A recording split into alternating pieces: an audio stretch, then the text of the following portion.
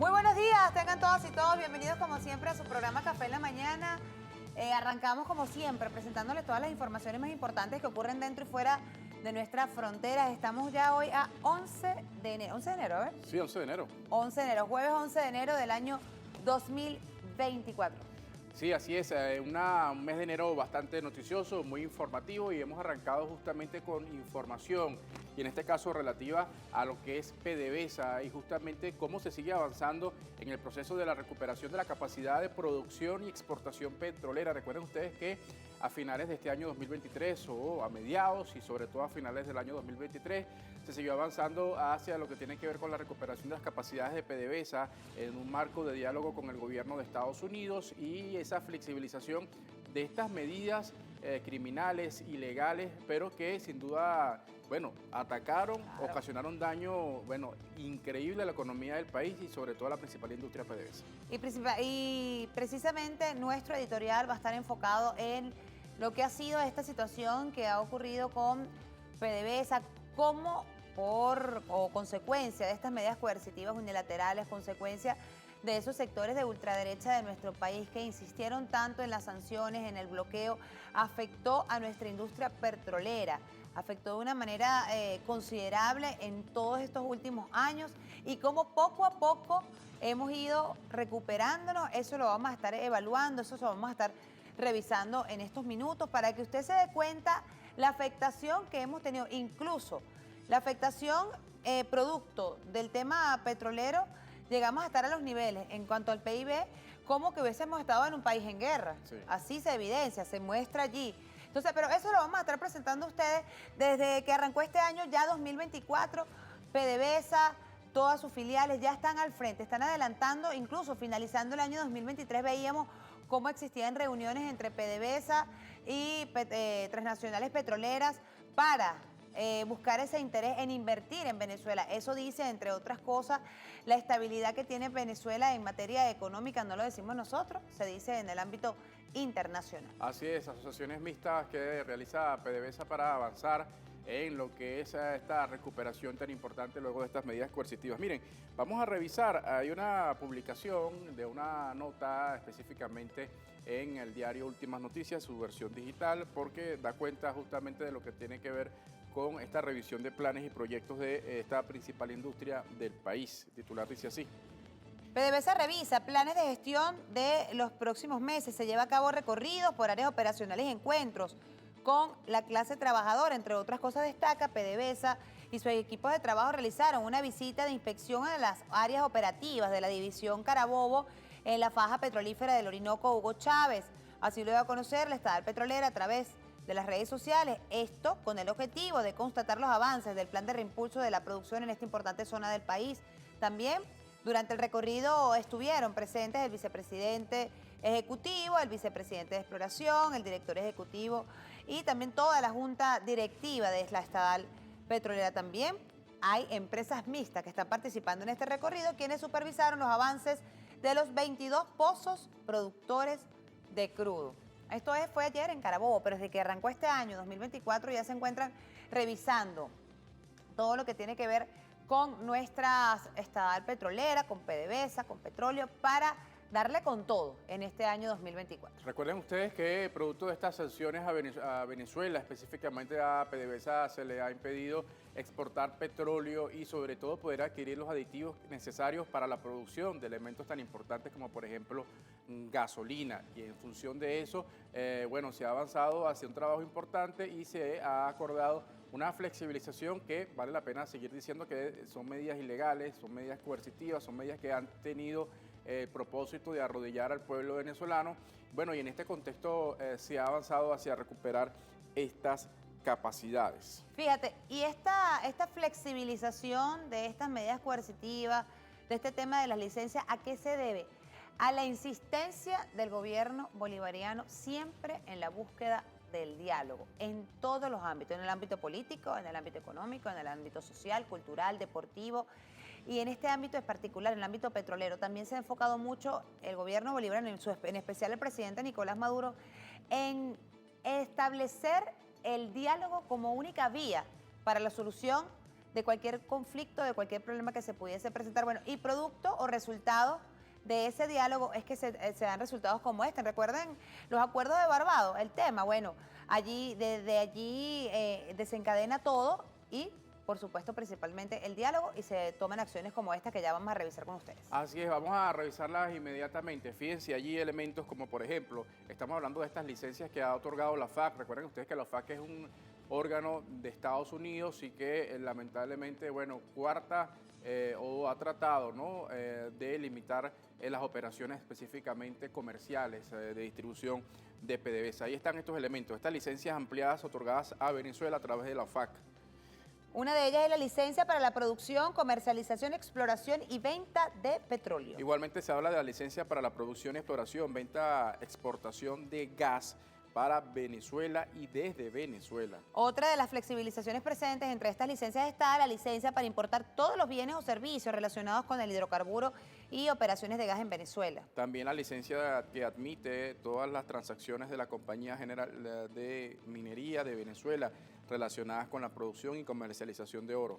También la licencia que admite todas las transacciones de la Compañía General de Minería de Venezuela relacionadas con la producción y comercialización de oro. E igualmente una licencia que autoriza a la empresa de transporte aéreo Conviasa de realizar transacciones relacionadas con la repatriación de venezolanos, así como con servicio pago de aterrizaje, catering y combustible. Esta última es importante. Saben ustedes que Conviasa está realizando lo que tiene que ver con el plan Vuelta a la Patria. Inclusive están llegando ciudadanos venezolanos desde Estados Unidos. Y esto pudiera parecer algo extraño, ¿no? Que resulta que te tiene que autorizar otro país, ¿no? Para que tú puedas hacer estas operaciones de intervención. No, y poder utilizar tu avión incluso para poder... Sí. Miren, y para servir a connacionales, además. Nos echaban el cuento y conocíamos siempre, cada vez que conversamos, hacemos aquí algunos de nuestros entrevistados, el tema de la triangulación. Por ejemplo, el caso COVID. Miren, para poder traer para acá, producto de estas sanciones y de este bloqueo, para poder traer las medicinas acá a nuestro país, las vacunas, vaya qué esfuerzo tuvo que hacer el gobierno bolivariano, el tema de la triangulación. O sea, se pagaba hasta el triple en ocasiones para que pudiesen llegar las medicinas acá, se extendía más el tiempo, pero se logró. Eso, entre otras tantas cosas que han sido consecuencia de esta sanción y de este bloqueo. Bueno, se han flexibilizado estas licencias en el tema petrolero, en el tema de la minería, en el tema de transporte con nuestra aerolínea Conviasa. Recordemos que son levantamientos parciales, ¿no? Hay que ver cómo fluye. Sin embargo, no se ha perdido ni un minuto, no se ha perdido la oportunidad de aprovechar este levantamiento para, bueno, trabajar en función a esto, ¿no? Sí, ahí es importante cuando hacemos este recuento lo que ha sido antes de la imposición de estas sanciones y lo que se ha logrado con el esfuerzo que ha hecho el gobierno venezolano. Vamos a presentarles a ustedes esta lámina que ya antes se la hemos presentado, pero que es importante sobre todo en este contexto cuando hablamos de PDVSA. ¿Y por qué PDVSA? Porque PDVSA es la principal industria a través de la cual se ingresan los recursos, las divisas para el funcionamiento de nuestra economía. Fíjense, si ven allí en la gráfica, aparecen nuestros ingresos en el año 2014, ¿no? Rondaban los 39.636 millones de dólares, ahí está. Y cómo fue decayendo producto de las sanciones que fueron a partir del año 2015, bajaron de 13.000, después de 2016, 5.000 y tantos, 6.000, y bajaron de una manera tan abrupta en el año 2020 a 743, de 39.000 millones o más de 39.000 millones a tan solo 743 millones que entregaba o que Venezuela percibía, ¿no? Divisa en millones de dólares. Fíjense cómo disminuyó. Bueno, poco a poco se ha ido manejando. Ojo, no llegamos ni siquiera a la tercera parte, pero vamos en ascenso. Fíjense, cerramos el año 2022, o casi cerramos el año 2022 con más de 4.700 millones de dólares que ingresaron a nuestro país, ¿no? Sin embargo, no es la cifra ni comparable como lo que fue hace 10 años en el año 2014, ¿no? Sí. Pero bueno, todo apunta que va a seguir en ascenso. Y sobre todo porque ese pico o ese año se toma como referencia porque recuerden ustedes que fue aquel decreto del señor Barack Obama. Claro, bueno, 2015. Sí. Las sanciones, cómo bajó de manera abrupta. Bueno, hablando de ese tema de que poco a poco vamos en ascenso, de que vamos en crecimiento y que esas cifras estamos seguros que van a seguir en ascenso y va a traer beneficios a todas y a todos los venezolanos. Recordemos que la mayor cantidad de porcentaje en lo que tiene que ver con lo presentado por la vicepresidenta de la República para este año 2024, era en el área social, inversión social. Más del 70% estaba destinado los ingresos hacia la inversión social. Bueno, si sigue esos números creciendo, esa inversión social evidentemente va a ser mayor y se le va a aportar más al pueblo venezolano. Sí. Ahora bien, dígale usted No. el tema de la confianza, por eso es muy importante. Sí, porque es que fíjense, lo que tú dices es importante. A pesar de que la reducción fue drástica de 39.000, llegamos a 700, se está incrementando a más de 4.000, la inversión social se ha mantenido. La confianza y justamente el trabajo que continúa y de manera reiterativa brindando a través de la confianza el Estado venezolano. Eso se materializa en acuerdos que se siguen suscribiendo con países y gobiernos que, por cierto, muchos de ellos también han visto, ¿no? Bueno, eso que le pintó un sector extremista, opositor, que trataba de justamente usurpar funciones del Estado venezolano.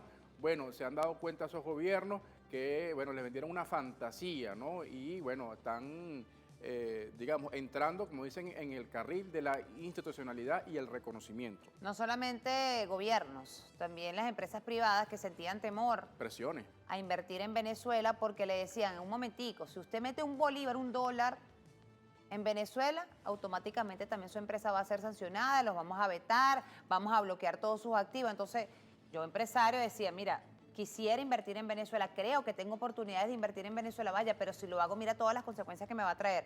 Bueno, hoy por hoy, desde el año 2023, se ha visto cómo ha crecido esa confianza en la inversión en Venezuela, tanto del sector público como del sector privado, no solamente nacional, sino también en el ámbito internacional, y vemos cómo están llegando inversionistas extranjeros con la necesidad, porque ven en Venezuela un potencial económico que dicen, caramba, en otro país no lo voy a tener, en Venezuela lo tengo y me atrevo porque tengo la confianza de invertir en Venezuela. El gobierno de Venezuela me da la confianza de invertir en Venezuela. Bueno, eso está ocurriendo. Sí. Eso está ocurriendo y en el sector petrolero. Sí, vamos a revisar justamente de lo que dices, esos acuerdos que se están firmando entre la República Bolivariana de Venezuela y diversas empresas, ¿no? De otros gobiernos, otros países, por ejemplo esta.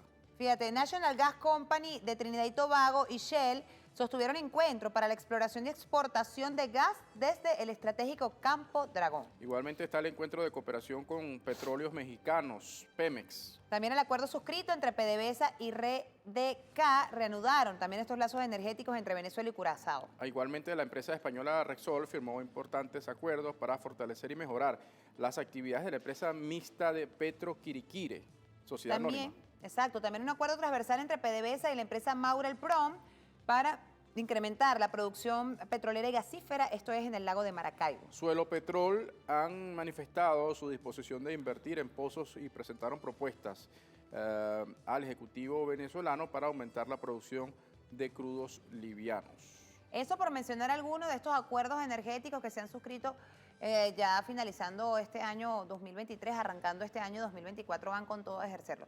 Pero ahora bien, analizamos. ¿Por qué Estados Unidos toma la decisión, bueno, y en esos acuerdos y en esas alianzas y en esas conversaciones que sostiene el gobierno bolivariano para decir, mira, vamos a flexibilizar un poco aquí el tema de las sanciones en materia petrolera? Recuerden los conflictos que actualmente se presentan en Ucrania y en el Medio Oriente. Eso pone en jaque a Estados Unidos en relación con el tema petrolero y eso es muy importante. Y como Estados Unidos también busca captar, abastecerse. Claro. De energía, si vemos por ejemplo el caso del La tienen litio, chiquita. el tema del gas, vamos a ver los países, ¿no? con las mayores reservas de petróleo en el mundo y porque es lo que tú comentas, Estados Unidos fija su posición, hablamos de ese versus, ¿no? Ahí está. Países con mayores reservas del mundo y países que son mayores consumidores de petróleo. Mira, ahí se ve clarito. ¿Cuál es el país con mayores reservas de petróleo en el mundo? Venezuela. ¿Y cuál es el país mayor, o el mayor país, mejor dicho, consumidor de petróleo? Estados Unidos. Ahí está clarito. Entonces ya uno empieza a analizar, bueno, ahí vemos, por ejemplo, los países con mayores reservas, está Venezuela en primer lugar, evidentemente, Arabia Saudita, luego le sigue Canadá, Irán, Irak, Rusia, Kuwait y Emiratos Árabes. Y los países con mayor consumo en materia petrolera, tenemos primero Estados Unidos, China, después viene la India, Arabia Saudita, Japón, Rusia, Corea del Sur, Brasil y Canadá. Entonces, ahí uno analiza, ¿no? Caramba. El mayor productor o el país con mayor reservas de petróleo es Venezuela. ¿Y quién es el mayor consumidor? Estados Unidos. Entonces, así es, por eso es la guerra justamente y esa geopolítica, cómo juega la geopolítica mundial, qué está pasando con el intento de expansionismo de la OTAN, por qué justamente está Estados Unidos en este momento tan interesado en la zona del Esequibo, de nuestro territorio Esequibo. Ese es un ajedrez. Todo tiene, exacto, todo tiene sentido. Que hay gente que cree y lo desestima, inclusive lo toma como de tono burlesco, a la ligera, pero no, señores, Estados Unidos no hace nada, no tira no da puntada sin dedal. Exacto. Yo soy malo para los refranes. Recordemos también, señor Caballero, la visita que realizó estos últimos meses esta señora del Departamento de Estado, me parece, a Bolivia, Argentina, tomando en consideración el tema allí de los recursos minerales, que ella decía, ¿no? Y hablaba ya clarito.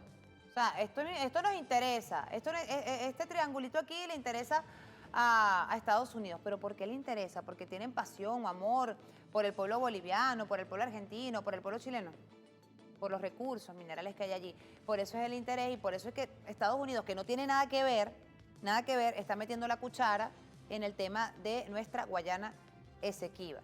Más allá del tema de la ExxonMobil, ¿no? Y tú sabes que a propósito de lo que estamos conversando, me viene a la mente el día de ayer veía Mazo, y recordaba en el programa al comandante Chávez que decía la necesidad de mantener la independencia. Claro. Por eso es importante que el país mantenga la independencia.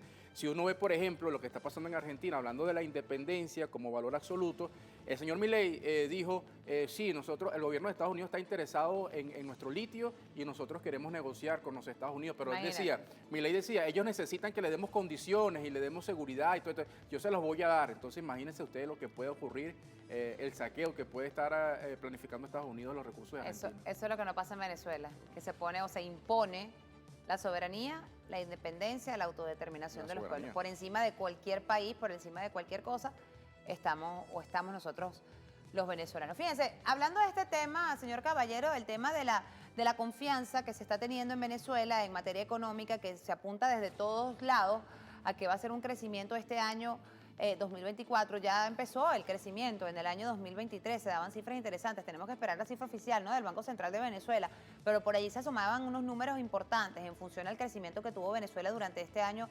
2023. Ahora bien, el año 2024 se sigue apuntando hacia el crecimiento económico, no lo dice solamente el gobierno bolivariano, no lo dice el Banco Central de Venezuela, lo dicen los organismos internacionales en materia económica, que Venezuela se apunta hacia la alza este año 2024. Y revisemos la siguiente lámina, ¿no? Sí, ahí está, esta lámina es del Fondo Monetario Internacional y da cuenta de los países. Venezuela como uno de los países de la región que más ha crecido en el año 2023 y uno de los que más crecerán en el año 2024. Ahí están los datos, fíjense ustedes. 4.5 se estima que sea el crecimiento para este año 2024. Bueno, y con todos esos esfuerzos que se están llevando a cabo, con todo ese tema económico, en materia petrolera y en todos los aspectos, porque se sigue creciendo de manera transversal en otros ámbitos económicos de la vida de nuestro país, que estamos seguros que van a seguir pues en ascenso. Ahora bien, ¿en dónde se enmarca todas estas cosas, señor Caballero? En la política de soberanía, en la política soberana de la que estamos hablando, porque justamente Venezuela puede hacer eso. En la Constitución de la República Bolivariana de Venezuela. Todo esto que se hace se enmarca en nuestra Constitución, en nuestra Carta Magna. Vamos a ver el siguiente artículo, que da cuenta de la independencia, de la soberanía, en el tema petrolero. No como en la cuarta, que en la cuarta se le regaló. Venezuela recibía migajas, ¿no? Cuando venían las grandes transnacionales petroleras, recibía migajas. Tenían mano de obra, tenían el petróleo, tenían todo y Venezuela recibía migajas. Ahora no, ahora trabajamos de igual a igual. Pueden venir, bienvenidos sea. Recibimos con los brazos abiertos a todas las transnacionales, pero en otras condiciones de igual a igual. Sí, ahí está el artículo de la Constitución, como tú lo dices, el artículo 303, que dice que por razones de soberanía económica, política y estrategia nacional, el Estado venezolano, conservará la totalidad de las acciones de petróleos de Venezuela o del ente creado para el manejo de la industria petrolera, exceptuando la de las filiales, asociaciones estratégicas, empresas y cualquier otra que se haya constituido o se constituya como consecuencia del desarrollo de negocios de petróleo de Venezuela. Esto es importante porque además ustedes saben que por ahí hay sectores por ahí que fantasean, juegan con la propuesta sobre todo en este año electoral, de decir, bueno, vamos a privatizar a PDVSA, porque PDVSA no es rentable. Fíjense ustedes lo que ha pasado con Citgo, ¿no? Bueno, están jugando con eso sin saber o pretendiendo pasar al pueblo venezolano como tonto. Bueno, 11:24 minutos de la mañana. Vamos a revisar también otras noticias que son importantes y que el jefe de Estado ha publicado a través de su cuenta en la red social X. ¿La tenemos aquí? Aquí está, dice de la siguiente manera. Sí, el jefe de Estado escribe así: cada día estamos más convencidos de que transitamos hacia la Venezuela próspera, unidos en paz a través del diálogo, siendo garantes de la construcción de una nueva sociedad más humana y patriota. Somos hijos e hijas de los libertadores. El jefe de Estado publica este mensaje. Así es, otro mensaje. Dice así: hace 204 años fue acogida por el Congreso de Angosturas la petición del libertador Simón Bolívar, que aclamó por la abolición de la esclavitud en el territorio venezolano, rompiendo en aquel entonces con esa práctica aberrante de la colonia española que no tenía cabida en la floreciente Unión de Naciones Libres. Junto a una imagen que dice: 11 de enero de 1820, el Congreso de Angosturas decreta la abolición de la esclavitud en todo el territorio de Venezuela. Bueno, vamos a revisar otro mensaje, también del jefe de Estado, que dice lo siguiente: hace 30 años cambió de paisaje Cruz Villegas, dirigente sindical, líder popular y poeta, un revolucionario entregado a la causa del pueblo que, por luchar y soñar con un mundo más justo, enfrentó la persecución y la represión de los gobiernos de la falsa democracia. Miren, aquí está Cruz Villegas. Un saludo a la familia Villegas. A la familia Villegas, el papá de nuestro querido Ernesto, ministro. Vladimir, Asia Villegas, diputada de la Asamblea Nacional. Bueno, un saludo. Ajá. Tenemos más información. Vamos a revisar la orden del día de hoy por parte del Parlamento venezolano, que se tiene previsto que arranque a las 11:30, o sea, ya en minutos. Fíjense, propuesta de orden del día, sesión ordinaria del día de hoy. Primer punto. Igual, dice lo siguiente: designación y ratificación de las presidentas, los presidentes, las vicepresidentas y vicepresidentes de las comisiones permanentes, de conformidad con lo previsto en el artículo 193 de la Constitución de la República Bolivariana de Venezuela, en concordancia con el artículo 27, numeral 11 del Reglamento Interior y de Debates de la Asamblea Nacional. Segundo punto, designación del representante de la Asamblea Nacional ante el Consejo de Estado, de conformidad con lo previsto en el artículo 252 de la Constitución de la República Bolivariana de Venezuela, en concordancia con el artículo 130 del Reglamento Interior y de Debates de la Asamblea Nacional. Bueno, los temas que, digamos, va a abordar el día de hoy la Asamblea Nacional, importante, la Asamblea Nacional arrancó, bueno, casi que terminó el propio 31. Eso te iba a decir, siguieron, pues, le han dado continuidad. Han tenido un trabajo bastante arduo, ¿no? Desde que se instalaron en el año 2020. Ayer hablábamos del número de más de 70 leyes. De 74, en este periodo. En este periodo de 2020 a 2023. Y lo que falta este año 2024, que sabemos que va a estar bien duro. Miren, fíjense, 11:27. En Venezuela se sigue trabajando y transitando en el camino de la paz, del entendimiento, de iguales, respetándonos todas y todos. Sin embargo, lamentablemente no ocurre lo mismo en algunos países hermanos que están sufriendo situaciones lamentables, ¿no? En estos momentos, tal es el caso de Ecuador. Sí, Ecuador está viviendo una situación bien compleja con el tema de las bandas criminales. Se habla también de grupos de narcotráfico que han intentado poner en jaque, ya decíamos ayer, bueno, todo lo que ha ocurrido, estado de excepción, se han declarado como terroristas estos grupos. Bueno, una serie de cosas. Entraron a un estudio de televisión en vivo, estos grupos los amenazaron, los secuestraron. Universidades, realmente de terror. Y las ayudas que ha ofrecido, por ejemplo, el gobierno de Estados Unidos y de Israel. Invasión. Ajá. Vamos a ver qué nos dice nuestro invitado, Ernesto Wong. Ernesto Wong es nuestro invitado, profesor internacionalista. Vamos a estar conversando sobre ese tema tan importante, repercusiones que tiene en la América Latina, que nosotros nos caracterizamos. Somos un territorio de paz, pero pareciera que externos nos quieren hacer tergiversar esa información. Tenemos que irnos a la Asamblea Nacional. Sí, vamos a la Asamblea. Vámonos a la Asamblea Nacional, que se genera información importante a esta hora.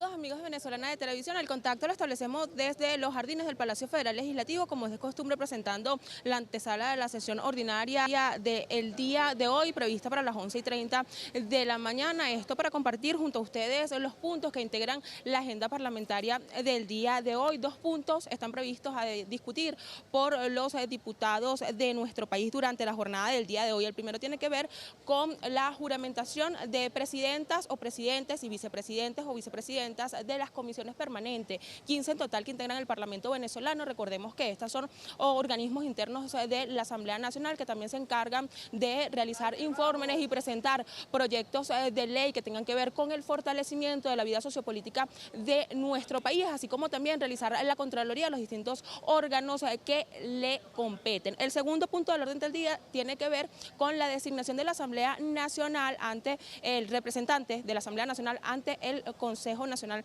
de Estado, este órgano principal de nuestro país que pues tiene el poder de toma de decisiones en lo que tiene que ver con la vida política de la República Bolivariana de Venezuela. El equipo de Venezolana de Televisión estará muy atento sobre la jornada que se desarrolle durante este jueves para compartir junto a ustedes todas las informaciones que desde aquí se generan. La invitación es que estén bien atentos a nuestra pantalla, donde estaremos estableciendo contactos informativos desde la sesión ordinaria, desde el hemiciclo de sesiones del Parlamento venezolano, para que usted esté bien atento de lo que se debate acá en la Casa de las Leyes de nuestro país. Por lo pronto, nosotros vamos a retornar el pase al estudio de Venezolana de Televisión. Adelante.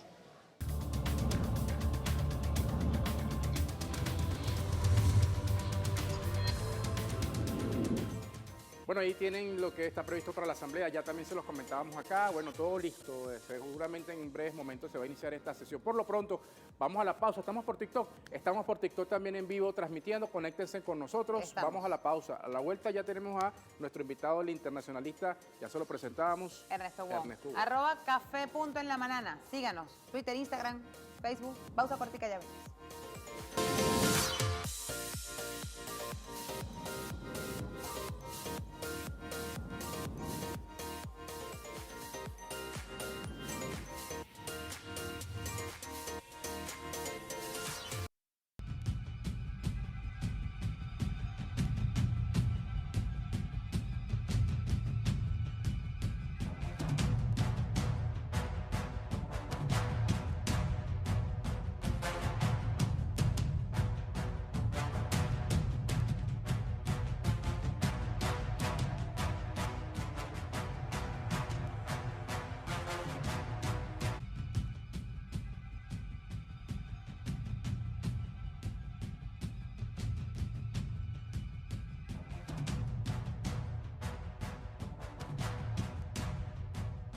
Momentos de tensión se viven en nuestro hermano país de Ecuador, producto de estas situaciones irregulares que se han presentado en los últimos días, donde bandas terroristas, así lo ha calificado el presidente de Ecuador, Noboa, han desatado violencia en todo el territorio ecuatoriano. Vamos a presentarles de inmediato también cómo es plasmado en algunos medios digitales, ¿no? En el mundo entero. Vamos a ver precisamente un medio ecuatoriano, Urgente 24. Aquí lo tienen en pantalla. Vamos a ver cómo lo refleja. Y dice: Ecuador en alerta, se fugó el narco más peligroso. Esto fue lo que desencadenó todo.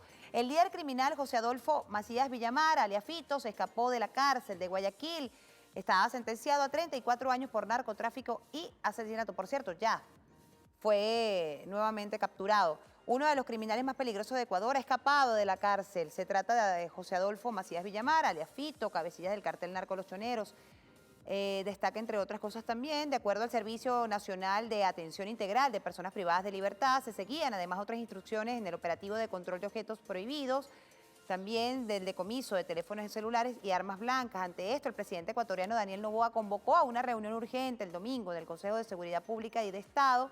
Por su parte, la Fiscalía abrió una investigación por la supuesta fuga de la cárcel de un líder pandillero. Esto es lo que desató todo y la revuelta en las cárceles y también en las ciudades, ¿no? Donde vemos, por ejemplo, interrumpieron un canal de televisión, estuvieron en universidades, hubo caos en las calles de Ecuador en línea general. Avanzamos, vamos a ver también cómo lo ha reflejado el diario Últimas Noticias acá en nuestro país, otras informaciones que destacan en función a lo que está sucediendo actualmente en Ecuador. Fíjense, dice así: Noboa decreta, a raíz de esta situación, estado de excepción en Ecuador. El presidente de Ecuador, Daniel Noboa, decretó estado de excepción este lunes en Ecuador para que las Fuerzas Armadas intervengan en las cárceles del país. El estado de excepción firmado la tarde del lunes por el presidente impone toque de queda a las 11 de la noche hasta las 5 de la mañana por 60 días en todo el territorio nacional, es decir, que se restringe en todo el país la libertad de tránsito y quien incumpla la disposición será puesto a órdenes de las autoridades, reseñaron los medios locales. Hay información importante en función a esto. Empieza este estado de excepción, va a durar durante 60 días y arrancó el pasado lunes por toda esta ola de violencia que se ha desatado, donde estas bandas criminales se apoderaron, ¿no?, de muchos sectores allí en el país, en Ecuador. Bien, vamos a presentarles un tercer portal, el portal hermano de la casa, el portal de Telesur. Allí lo tienen. Fíjense lo que destaca Telesur en función de esta situación. Registran violentos motines en varias cárceles de Ecuador. Varios centros penitenciarios reportaron amotinamientos en medio de un aumento de la violencia carcelaria luego de que durante las vísperas se pugara el cabecilla del grupo criminal Los Choneros. De acuerdo con los medios locales, los violentos sucesos se han registrado en las prisiones del Inca en Quito, Turé en Cuenca, así como las de La Tacunga y Machala, mientras fuerzas de seguridad se movilizaban desde Guayas a Manabí. Esto, a grosso modo, lo que está ocurriendo en Ecuador, cómo la violencia se ha apoderado de las calles de Ecuador. El presidente Noboa hace o presenta este tema del estado de excepción y se sigue planteando allí información importante. Sin embargo, vamos a ver qué nos dice en función de esta situación nuestro invitado, que ya lo tenemos en la mesa. Ya lo tenemos acá, Ernesto Bon, internacionalista, amigo de la casa, y bueno, sin duda este tema, bueno, feliz año, primero que nada. ¿Cómo está? Igualmente, gracias Michelle y Carolina. Bueno, este tema está hoy día tomando todos los titulares, los principales medios de comunicación, bueno, no solamente en Ecuador, en el mundo, muchísimas reacciones, solidaridad, apoyo, etcétera, etcétera. ¿Qué lectura tiene? ¿Qué está pasando allí? Hay algunos medios que titulan ¿qué está pasando en Ecuador? ¿Qué está pasando? ¿Qué está pasando en Ecuador? Chico, mira, creo que cualquier comprensión del problema de Ecuador debe pasar por la visión geopolítica, ¿no?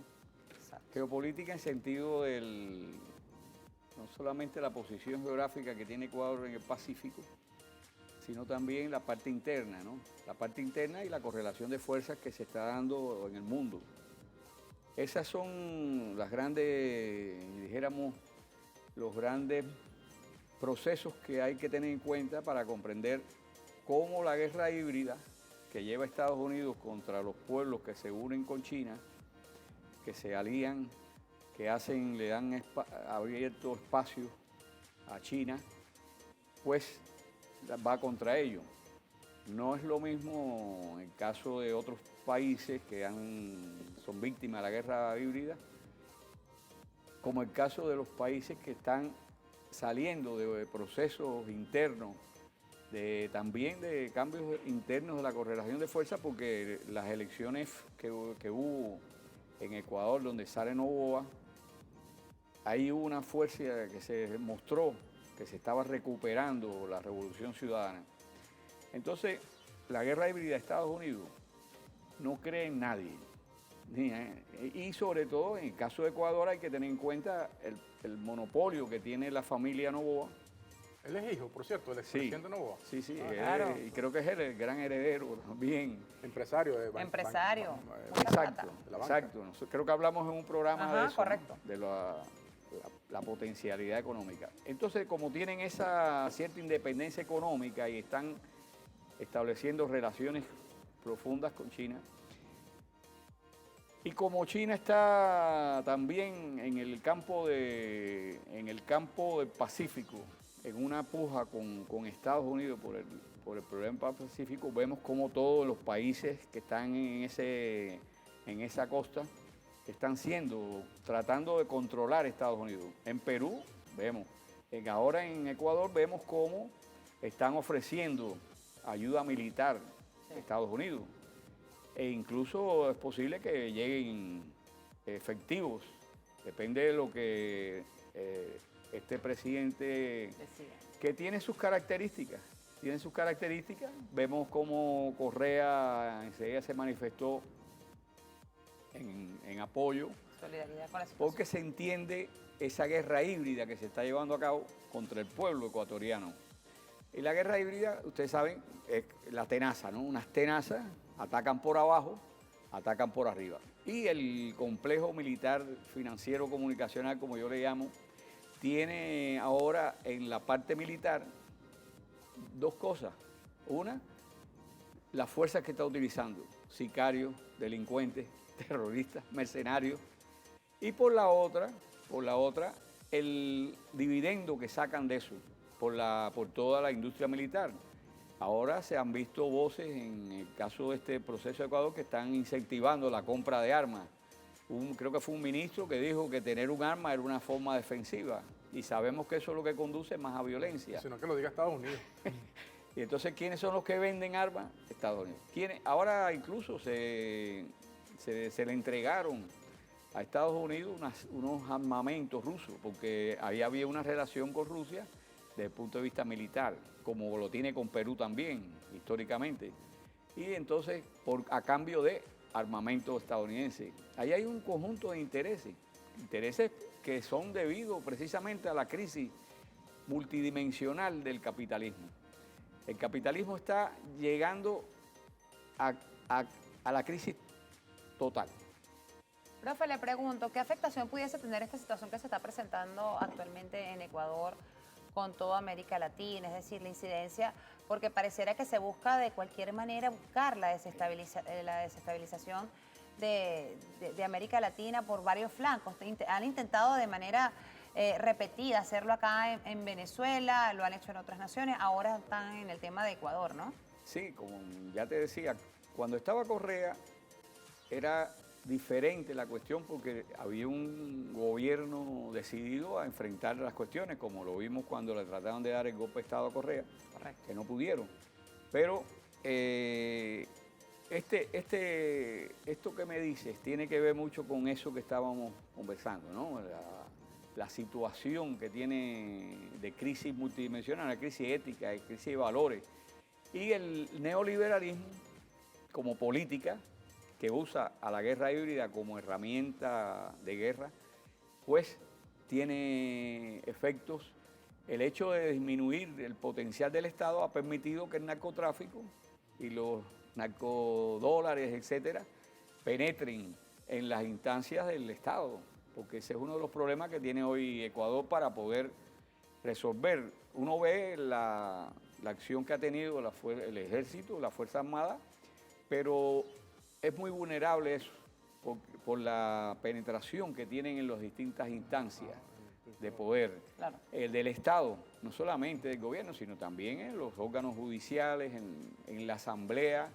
¿Estos cárteles están muy metidos dentro de Parece que sí, que hay una penetración... de la política ecuatoriana. Fuerte, porque la dolarización que ha tenido Ecuador, sabemos que Magual fue el que introdujo este tema, ¿no?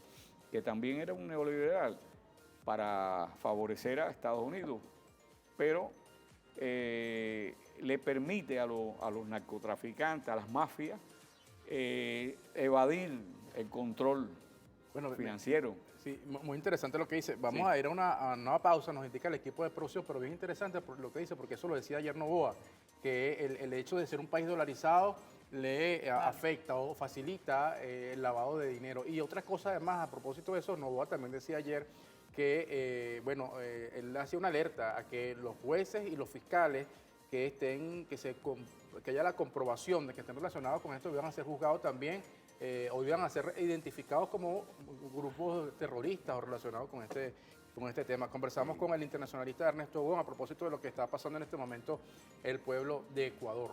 Y así es, y también podemos, y cabe destacar que lo vamos a hacer en la pausa, profe, conversar de las reacciones que se han tenido en función a este tema. Ha sido interesante, importante. Usted ya hablaba de Rafael Correa, el presidente Nicolás Maduro también se ha pronunciado. En fin, existe un tema de solidaridad en función a que no haya violencia en este hemisferio. Eso es lo que se busca. Bueno, vamos a estar también revisando esas reacciones que se han tenido por parte de autoridades en el ámbito internacional en función a esta situación que se presenta en Ecuador. Pausa cortica, ya venimos.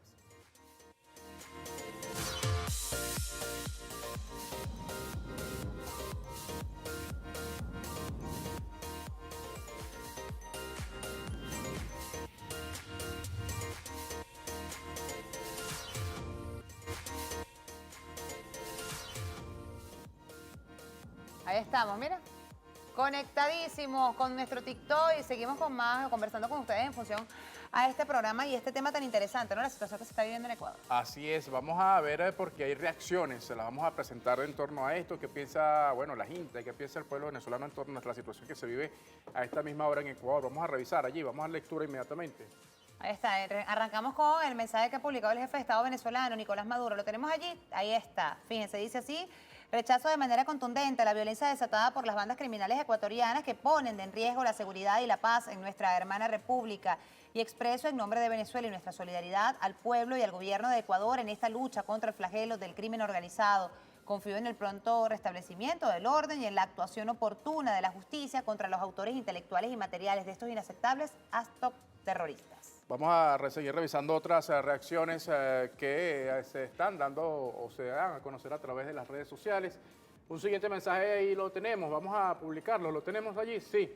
Este es Correa. Correa traslada a Noboa su total e irrestricto respaldo ante la declaración de conflicto armado en Ecuador. Decía, por cierto, ahí mientras vemos, tenemos el material, sí tenemos parte. Bueno, ahí está. Hay que decir que Rafael Correa, él señaló digamos, su respaldo total, pese a las diferencias ideológicas que tiene Correa, obviamente con Noboa. Recuerden ustedes que la candidata de la Revolución Ciudadana estuvo muy cerca, de hecho ganó la primera vuelta muy cerca de ganar la presidencia, pero pese a esto dijo, bueno, el Estado es primero y debe prevalecer el Estado sobre cualquier diferencia ideológica o política. Bueno, veamos también cuál ha sido la reacción de Miguel Díaz-Canel, presidente de Cuba, a propósito de esto. Fíjense, expresamos nuestro contundente rechazo a los hechos de violencia en Ecuador que han provocado víctimas de desestabilización de la institucionalidad. Nos solidarizamos con el gobierno ecuatoriano y las familias afectadas.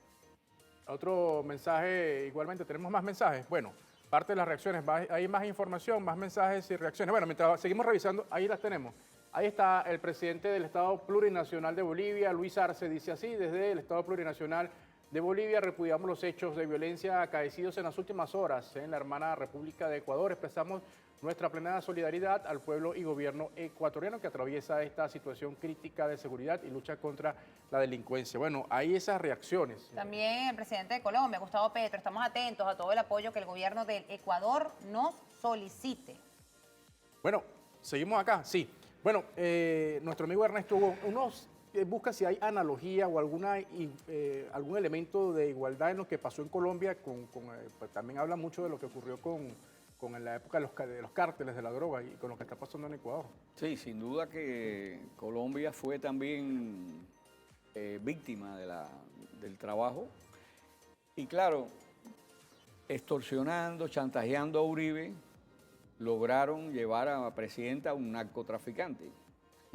Y a partir de ahí comenzó el cambio. Recordemos que al principio Uribe estuvo un poco decidido a hacer algunas relaciones con Venezuela, Chávez habló con él, pero después inmediatamente empezó a cambiar por los chantajes que ejerce Estados Unidos. Y esas son herramientas que está utilizando hoy Estados Unidos: la extorsión, el chantaje, el soborno. Hacen investigaciones en los gobiernos, en los lugares, para ver a quiénes pueden utilizar de herramientas. Ligado a eso está entonces lo otro, el problema de cómo le abrieron el campo Lenín Moreno y Lazo a esas bandas, producto de que eran sus herramientas para enfrentar a la Revolución Ciudadana y que no siguieran avanzando, porque son los que se prestan, y está ahí ligado todo con la Embajada de Estados Unidos, que actúa con este control, porque como ellos Estados Unidos maneja el Big Data, sabe la gente que están en negocio, claro, la gente que son proclives a sumársele, y usan esas herramientas. Creo que Snowden aquella vez mostró muy claramente cómo funciona eso. Y eso sigue. Por eso es que China y Rusia están tratando de hacer una propia Internet a través de la Franja y la Ruta y a través de los BRIC, ahora que se van a ampliar en este año con más de 30 miembros, para hacer una Internet propia y que no esté sometida al control de Estados Unidos. Eso es parte de la cuestión que está sufriendo hoy el pueblo de Ecuador. Un pueblo bolivariano, pueblo que noble, digno, que lo ha mostrado, incluso ahora lo muestra el rechazo, ¿no?, que ha tenido. Y cuando ven en la televisión unos sicarios entrar con pistolas, someterlos, amenazarlos en el piso, es una indignación de toda la nación, y eso creo que lo están apoyando, como bien se mostró ahora, los grandes líderes y presidentes también de América Latina, porque ahí hay sus intereses. En el caso de Perú, que quiere mandar tropas a Ecuador si lo solicita, y sabemos que está controlado Perú por la fuerza de Estados Unidos, Perú. Hay situaciones que, por eso decía que el aspecto geopolítico es clave para comprender toda la maraña esta, ¿no?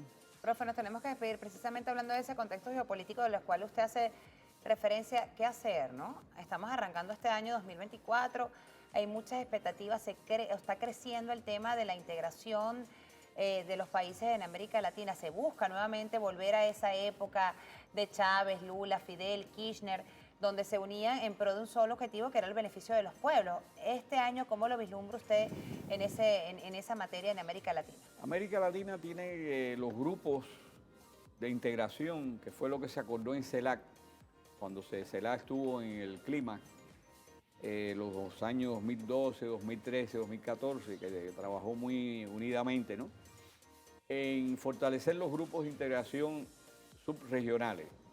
¿Por qué? Porque ya a nivel de toda Sudamérica hay una correlación de fuerza distinta en los gobiernos. Sabemos la prioridad que tienen algunos gobiernos con fortalecer las relaciones con Estados Unidos. Argentina es el caso más lamentable, ¿no?, que ha rechazado las relaciones con el bloque fundamental del mundo, que es el de los BRICS, y que maneja el 80% de la población. Ahora cuando se muestre las relaciones, porque los BRICS están muy relacionados con los no alineados. Correcto. Que son 150 países, 130 países, con el grupo de los 77, con la Organización de Cooperación de Shanghái. Hay una interrelación muy profunda allí que va a seguir marcando la pauta mundial. Pero en América Latina y Sudamérica es el campo que los Estados Unidos quieren recuperar alguna influencia, alguna hegemonía, que sabemos que ya perdieron la hegemonía. Tienen los elementos de dominación económica, y ahora con esta figura del terrorismo, el narcotráfico, todo lo que está pasando en el caso de Ecuador es un digno estudio por parte de nosotros. Incluso en el centro de estudio de la UEB estamos volcados en ese estudio, ¿no? Bueno, muchísimas gracias, profe. Hay tantas cosas que se nos quedan allí pendientes. El tema de la xenofobia también. Bueno, se habla inclusive de que las armas en manos de estos grupos criminales llegaron desde las Fuerzas Armadas o desde la policía de Perú, ¿no? Se ha hablado de eso. Se ha hablado también de 1.500 presos que retornarían a Noboa. Por cierto, el 90% son colombianos, dicho por el propio Noboa, ¿no? Dice que colombianos, venezolanos y peruanos van a ser. Los colombianos sí, para que vayan a afectar a Petro ya. Bueno, gracias, profe, por habernos acompañado. Amiga, a propósito de este tema de la paz, rapidito, antes de despedirnos, vamos a leer un mensaje que ha publicado el jefe de Estado venezolano a través de su cuenta en la red social X, a propósito de la búsqueda de la paz, que es lo que quiere América Latina, fíjense. Venezuela es un país de paz. Si nos pregunta, ¿qué quieren los venezolanos? Respondemos, nosotros queremos paz y tranquilidad para seguir obrando en función de la recuperación económica y los derechos sociales y laborales de nuestro pueblo y disfrutar de la felicidad. Sigamos conectados con los sentimientos y el pensamiento y avancemos hacia el despertar colectivo para construir la nueva venezolanidad. Mira, el presidente como está viendo el programa, hablando de la paz. Hablando de la paz. 11:57, nos despedimos. Gracias, profe, por habernos acompañado. Gracias a ustedes también por su sintonía. Siempre con una sonrisa. El que obra bien, le va bien. Será hasta mañana. Pasen todos una feliz. Mira, yo estoy contento porque ganaron los Leones ayer y hoy juegan otra vez. Y el viernes tiene Caracas La Guaira. Pero hoy ganamos a los Tigres, Bravos. Hoy ganamos a los Bravos A y los seguimos Bravos. subiendo. Chao, hasta Chao. mañana.